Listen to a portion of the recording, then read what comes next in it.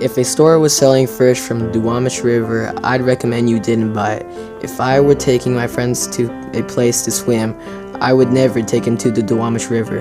The Duwamish River is one of the most polluted waterways in Washington State. The Duwamish River is the most industrialized waterways in Washington State. Picture 12,000 dump truck loads of pollution, enough to fill 8 Olympic-sized swimming pools. One of the reasons it's so polluted is because all of us contribute to ongoing pollution in the river through stormwater runoff of city streets carrying oil and grease, fertilizer, and the other toxic chemicals. The Duwamish River remains an important habitat for the thousands of salmon and trout that visit the marshes each year to spawn. The Duwamish River's polluted dirt or settlement is thought to settle along the river's final 5 miles above the West Seattle Bridge. This part of the river is classified as one of the nastiest polluted messes in the county. My opinion about the Duwamish River is that people think it's just a pocket of water that's only good for throwing garbage into. Well, that's not true at all. People need to open their eyes and realize that it's much more than that. These are my thoughts about the historic and current pollution of the Duwamish River.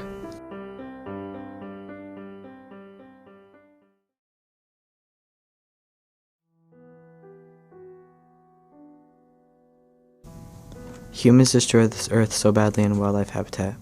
Us humans mess up this earth so badly and we don't even care. However, some people care about this earth. I care about this earth. I hate littering. I hate offshore drilling.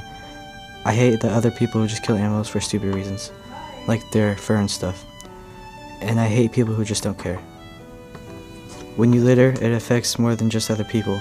It also affects wildlife habitat. Birds mistake plastic for their food. Fish and whales get caught in discarded fishing nets.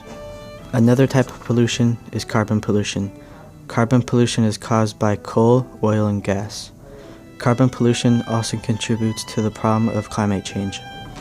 This earth is such a mess, and humans think we can't do anything to change it. But if we do our part, and we be aware of our own pollution, we can make a difference.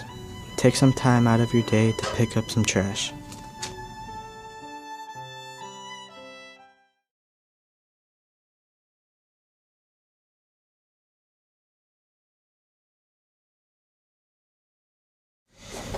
We should stop making marine debris and help clean the ocean. Marine debris hurt marine animals and marine wildlife. Marine debris is trash on beaches and in the ocean. Types of trash can be bottle and cans, cigarette bottle caps, and lids.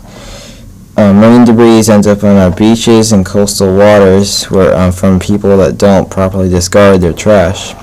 When people don't properly recycle or throw away trash, it can become marine debris. Such trash on the streets can run into sewers, which can go in the ocean. Fishermen that lose their nets or leave them on purpose can harm animals and marine life. People should try to help clean their trash because it can harm a lot of marine animals and make the water polluted.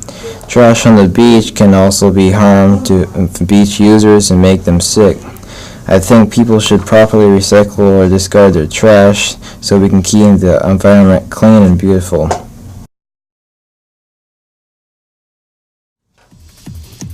Ocean acidification impact on shellfish in the Puget Sound, pollution in the waters.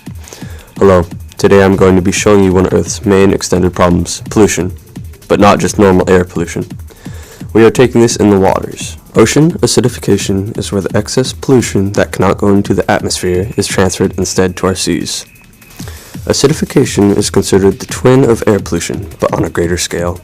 1/4 of CO2 dissolves into the ocean. The ocean has dissolved about 525 billion tons of CO2. What happens is that H2O and CO2 combine into H2CO3, resulting in the past 200 years, the ocean has become 30% more acidic. Planet effects. The Great Pacific Garbage Patch is a collection of marine debris in the North Pacific Ocean. Today, billions of pounds of plastic can be found in swirling convergences, making up about 40% of the world's ocean surfaces. As plastic debris floats in the seawater, it absorbs dangerous pollutants like PCBs, DDT, and PAH. These chemicals are highly toxic and have a wide range of chronic effects, including endocrine disruption, and cancer-causing mutations. Animal effects.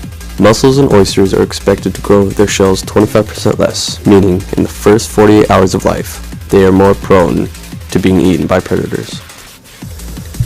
Their blood levels, smelling, and natural instinct affect the fish, and the fish in the North Pacific ingest about 12,000 to 24,000 tons of plastic each year, which can cause intestinal injury and death, and transfers plastic up the food chain to bigger fish and marine mammals. This is happening due to fossil fuel burning, building and car emissions, and electrical use. How we can fix these problems is if something is under a mile away, bike there. If your lights are on a sunny day, turn them off. Do as much as you can to stop this. Thank you for your time and consider what you have heard. Now to the next clip.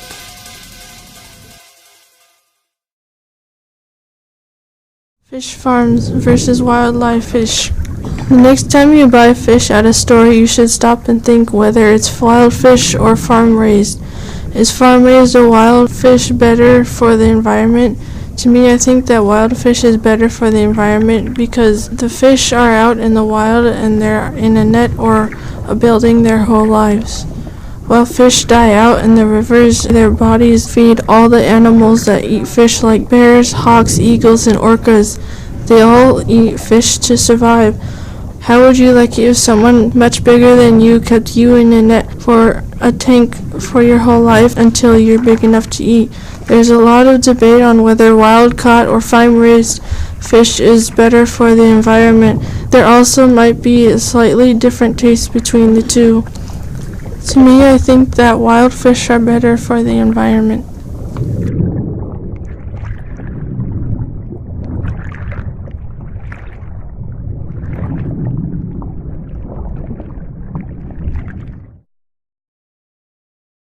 Poor logging practices in the Northwest has been a growing environmental hazard almost since the beginning of industrial clearcutting. Companies who do logging are made easy to use unruly methods.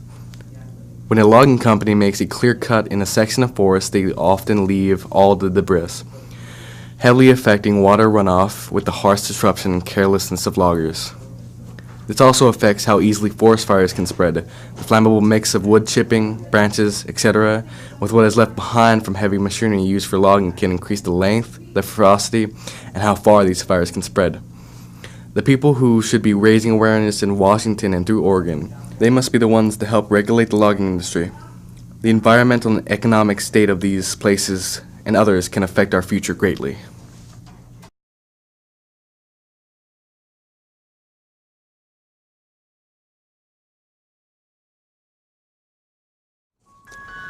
Climate change is a serious problem in the world that not very many people know about or think is real. Climate change can affect wildlife and nature such as salmon, water sources, and plant life.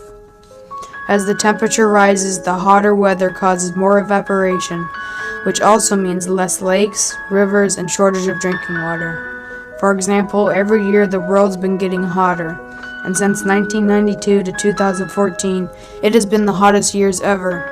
The increasing temperatures can also erode the salmon's natural habitat, making it hard for them to settle down.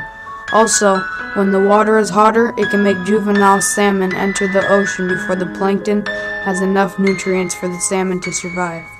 All this shows that more people should pay attention to climate change and that we should try to do something to help stop it. If you ask me, I believe in climate change and would like to know how to prevent it.